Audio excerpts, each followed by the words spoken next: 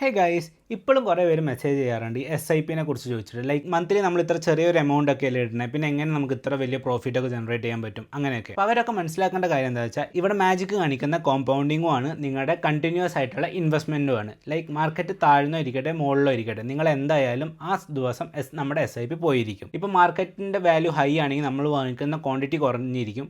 Like next month ആകുമ്പോൾ market താഴ്ന്ന് കിടക്കുകയെന്ന് വിചാരിക്കുക. അപ്പോൾ ആ സമയത്ത് നമ്മൾ വാങ്ങുന്ന ക്വാണ്ടിറ്റി കൂടുതലായിരിക്കും. അത് ബാലൻസ് ഔട്ട് ആയിട്ട് നമുക്ക് ഒരു റെഗുലർ ആയിട്ടുള്ള ഇൻവെസ്റ്റ്മെൻ്റ് ആണ് നടന്നുകൊണ്ടിരിക്കുന്നത്. ഞാൻ വേറൊരു ക്വസ്റ്റ്യൻ കൂടി വരാറുണ്ട്, SIP എന്തിന് എത്ര കാലം നമ്മൾ ഇൻവെസ്റ്റ് ചെയ്യുന്നതെന്നൊക്കെ. SIP ഒരു സ്ട്രെസ് ഫ്രീ ഇൻവെസ്റ്റ്മെൻ്റ് ആണ്. നിങ്ങൾക്ക് ഒരു ബേർഡനും എടുക്കേണ്ട ആവശ്യമില്ല, നിങ്ങൾ അതിനെക്കുറിച്ച് ചിന്തിക്കേണ്ട ആവശ്യം പോലും ഇല്ല. അത് ഓട്ടോമാറ്റിക് ആയിട്ട് നടക്കുന്ന ഒരു പ്രോസസ്സാണ്. ലൈക്ക് ഇനീഷ്യലി നിങ്ങൾ ഓട്ടോമാറ്റിക് ആയിട്ട് SIP സ്റ്റാർട്ട് ചെയ്ത് കഴിഞ്ഞാൽ അത് എല്ലാ മന്തും നിങ്ങൾ അറിയാതെ തന്നെ ഇൻവെസ്റ്റ്മെൻറ്റ് നടക്കുന്നുണ്ട്. ഓൾസോ അവിടെ കോമ്പൗണ്ടിങ്ങും നടക്കുന്നുണ്ട്. സോ ഈ കോമ്പൗണ്ടിങ്ങിന് മെയിൻ ആയിട്ട് വേണ്ടത് നിങ്ങളുടെ കൺസിസ്റ്റൻസിയും ടൈമുമാണ്. സോ ഇപ്പോൾ ഞാൻ പറഞ്ഞ രണ്ട് കാര്യങ്ങൾ, പേഷ്യൻസും കൺസിസ്റ്റൻസിയാണ് SIPക്ക് വേണ്ട മെയിൻ ആയിട്ടുള്ള കാര്യം. ഇനിയിപ്പോൾ ഒരു ഇമ്പാക്റ്റിന് വേണ്ടിയിട്ട് ഒരു എക്സാമ്പിൾ പറയാം.